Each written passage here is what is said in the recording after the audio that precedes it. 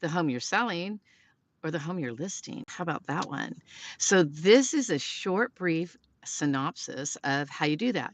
Now, the good news is I actually have a full video on my YouTube channel right here where you're at that talks about exactly how you comp out a property.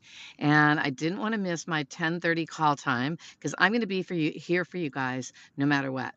So today I'm in a class about how to show your value. And as a real estate agent, whether you're going to be a buyer's agent or a seller's agent, or you're looking for a house to buy, or you're looking to sell your home, you've got to know what the value really is. And you'd be surprised how many times I talk to homeowners that have no clue what their home is worth. And I apologize for where I'm sitting because I'm taking a class currently on knowing your value, and like I said, I didn't want to miss my call time. So I wanted to be here for you. Hi, Maria. How you doing? I know I don't have any special lighting. I'm sitting in my car. I got my hair cut yesterday, so it's really, really short. I don't know if I like it or not, but you know what my theory is, it always grows back. So let's talk about the value of the home. And then I'm going to tell you a story about some home buyers I had that, to tell you the truth, nobody thought they could buy a home. How about that? And they're one of the stories I tell in my class. But here goes. Let's first talk about knowing the value. How do you get the appraised value? So I have two stories I'm going to tell you real quick. So my first one is about some people that I went to list their home. Now they had enormous amount of equity. They bought their house for approximately 179, and when I got to their home, I had already looked it up. So before you go to somebody's home, you need to do some research. If you're going to be doing the listing, you need to know the neighborhood, you need to know the schools, you need to know the value of the home, and it's your job to be the professional to be able to tell them what their home is worth. So how you do that is with comparable properties that have sold within the last 3 to 4 months, that are all within 300 square feet and that are in the same neighborhood. Now, if something's not in the same neighborhood, it could be a home a little outside the area. Thank you for the thumbs up. And you guys, if you're watching this, please make sure you do thumbs up and you subscribe. And that way you'll keep getting free information and free videos. And guess what? Not only is this class right now telling you how to figure out the value of a home going to help you in the real world of real estate, but if you have not taken your real estate exam yet, whether you're looking to be a broker, or you're looking to be a salesperson, or you're looking to be a loan officer, this information is going to help you a lot. So here's the things you need to know. How many houses have sold in the last 3 to 4 months? Has there been one or two in the same neighborhood? Are they within 300 square feet of the subject property? And are they, so within 300 square feet, are they within a mile? And it's interesting because I had an appraisal come back on the story I'm going to tell you, and I gotta tell you, the appraisal wasn't very good. However, the problem is once the appraiser has done the appraisal, the problem is if it's a government loan, that's FHA or VA, you know what? They're not going to change the value because they've already turned it into the government agencies and they don't want to look bad. It says take all the notes you can. Oh, that's Arlene telling you, take all the notes you can, because let me tell you, you're gonna have to watch this over and over so that you get all that information. So like I said, I have a video on how I do comps. So that way you can watch that video. I'm in a hotel room, so you never know where I'm gonna be. I was president of my local association of realtors, so they had me traveling a lot. And now I'm taking as many classes as I can, because if I won't learn just one little gold nugget to share with you guys, that's something that's really important to me, to make sure that you're the best agent, or you're the best broker that you could possibly be, or that you know that you're selling your house or buying the house for the right price. Because I don't know how many agents do what I do, and I'm going to share with you what I do right now with a buyer. And so the people I talked to them, and they had already been working with a lender, and that's fine. You know, you can work with whatever lender you want. And I would suggest that you talk to about 3 or 4 of them and feel how comfortable you are with them, because their job is to make sure that they're getting the right loan for you and that you're not overpaying for a house, or at the last minute they pre-approved you for the wrong amount. So my clients were actually pre-approved. This is going to be hard because I don't have a stand and I'm holding it in my hand. So right? So basically, what happened was they got pre-approved.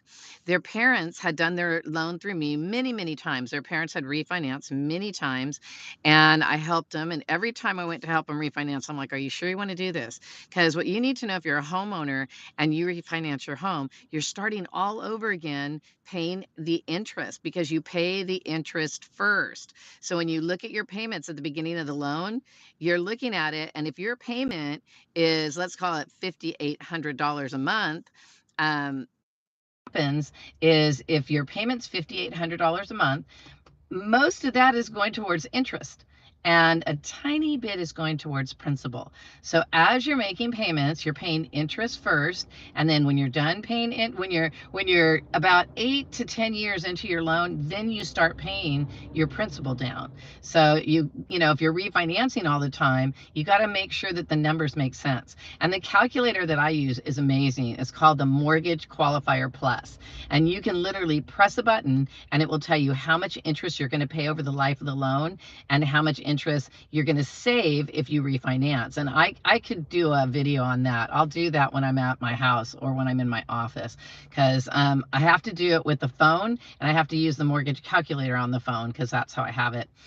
Okay, so let's figure out what the house is worth and how that works. So what I did with my clients is they were approved for approximately $525,000, and they were looking at homes that were only $525,000 or less, and they couldn't find anything in their area. And to make sure that you're the best realtor you can be, you need to be smarter than all the other ones out there, right? Yes. So I think I'm a little bit smarter than some people, but maybe not so smart. I don't know. It doesn't really matter. I don't want to bite myself in the foot. But anyway, you need to learn the ways to do things so that you can be the best you can be. And so basically what happened was I looked at their numbers because I have 40 years of experience as a loan officer. So I looked at their numbers and I said, well, I don't know how they got you qualified at 520 or 525. And they looked at me funny like, oh God, are we approved for less? And I said, no, I know I can get you approved at 585. And they're like, well, we don't know that we really want those payments. And I said, well, just keep that in mind. And what we'll do is we'll start looking for homes for you. So what I do is I go through the MLS and I start searching for exactly what they tell me they want. So if you're a buyer, you need to work with a buyer's agent that wants to listen to your wants and needs. Your wants and needs are really important because if I'm showing homes that don't have your wants and needs, we're just wasting time, right? So what I did was I got all the information. What's their wants? What's their needs? And what are the things that they absolutely have to have and they won't buy the house without it? And then I have some pretty quirky questions. Like I ask, who does the kitchen? Who does the kitchen? Who does the cooking? I ask questions and they look at me like, why are you asking these questions? And I'm like, so who normally does the cooking? And you're having a conversation with your clients and you're bonding with them. And buyers and sellers, if your agents are bonding with you, that's a good thing because they're learning about what you want and what you need and what you absolutely won't have in a home or what kind of street you want to live in. Like I'm kind of quirky. I won't buy a house unless it's on a cul-de-sac. I don't want to be on a street where there's cars whizzing by all the time.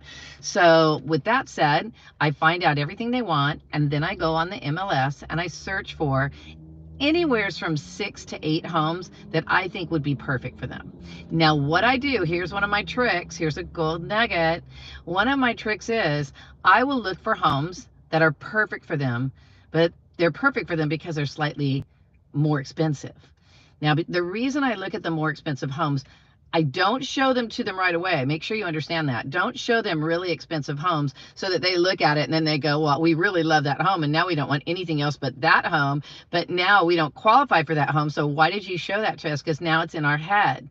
And I don't do that. What I do is I look at the more expensive homes because then I look at their price and I find out if they're overpriced. So let me show you this example that's really great for you realtors to know. I don't know why I'm sharing. This is the best secret I have. So basically what I did, they were qualified for 585. I looked at houses that were all the way up to 600 grand and I found this perfect one. It was 585. That's how much it was listed at. And I knew they qualified for it, but I didn't think that place was really worth 585. So what I did was I did my comps. I looked for all the homes in the area that have sold in the last 3 to 4 months that are within 300 square feet. And I looked at the homes in the same complex that it was a townhome was in. And I got to tell you, it was only worth about 548. I'm like, I get 548. How did they get 585? They're way overpriced. A lot of times home sellers will overprice their homes because they think their house is the best thing ever. And maybe it is to them. But what they have to understand is if the appraisal doesn't come in, then the buyer has the right to back out or renegotiate. And if they don't want to renegotiate, then guess what? Another buyer is going to come in and another appraisal is going to happen. And unless time went by and other houses sold for the same amount, then you're going to be back at square one over and over. So I called the agent and I said, hey, Heather, this is Sharon Butler. Remember I was going to show that house over there that was listed at 585? And she's like, yeah. I go, can I ask you one stupid question? And she goes, what? I go, how did you get 585? And she busted out laughing. And I'm like, what? And she goes, well, I'm glad you called because most agents don't call. And that's the problem. Most agents don't call and they don't find the right house for their client. So I said, well, the reason I'm calling is because my clients really do love your home, but I'm comped it out and my value that I'm showing is 547. She goes, will they go 550? I go, well, I talked to them and I said, let's see if we can get them to 550. She goes, if you can get them to 552, I'll take the offer to my client and I think I can get her to accept it. Well, guess what? We got the house and we got it at 552. But no, I got more. We didn't pay 552. What happened was the appraisal actually came in low because the appraiser used properties that were too far away and they were not comparable. And we tried to fight it, but we couldn't fight it. So I went back to her and I said, look, I've done everything I can. If you can get some comps or you can make the value come up, we can still make this deal happen. She's like, Sharon, if you can't do it, I can't do it. And I said, all right, what do you want to do?